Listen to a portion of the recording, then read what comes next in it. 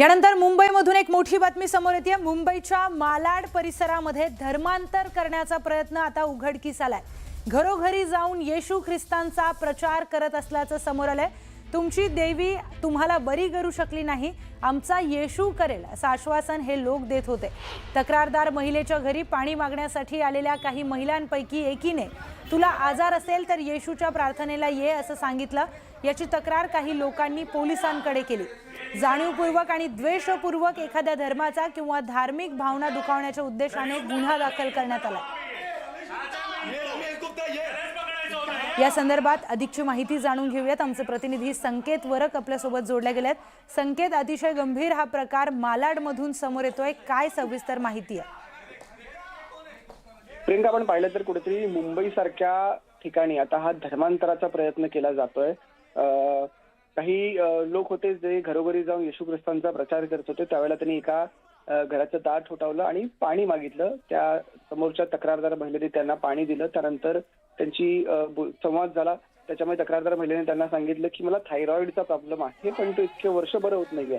तर समोरचे जे आरोपी आहेत, जे प्रचार करत होते, त्यांनी असं सांगितलं की इतकी वर्ष तुम्ही तुमच्या देवीची प्रार्थना करता, ती देवी तुम्हाला बरं करू शकलेली नाहीये, आमचा येशू तुम्हाला बरं करेल असं त्यांनी आश्वासन दिलं। आणि येत्या रविवारी मालाडच्याच एका रिजॉईस शाळेमध्ये आमचा कार्यक्रम असतो, येशू ख्रिस्तांची प्रार्थना असते, ते तुम्ही या, तिथे तुम्ही आलात की तुम्हाला बरं केलं जाईल असं देखील त्यांना सांगण्यात आलं। त्या बाईने, तक्रारदार महिला जी आहे, त्यांनी तात्पुरता त्यांना होकार दिला आणि रविवारी आपल्या मुलाला तर नेमकं शाळेमध्ये कार्यक्रम काय हे बघण्यास पाठवलं। तो मुलगा तिकडे गेला असता त्याला कळलं की तिथे येशूंची प्रार्थना होते, पण त्याच सोबत काही लोकांच्या डोक्यावर हात ठेवून आता तुम्हाला तुमचा आजार दूर झालाय असं देखील म्हटलं जात होतं। कुठेतरी लोकांना भुरळ घातली जात होती आणि यांना देखील त्याच कार्यक्रमाचं निमंत्रण देण्यात आलं होतं आणि पुढे याचा जे रूपांतर झालं असतं तर धर्मांतरामध्ये झालं असतं। ही मोडस ऑपरंडी आतापर्यंतची आहे आणि ही मोडस ऑपरंडी तशीच आहे।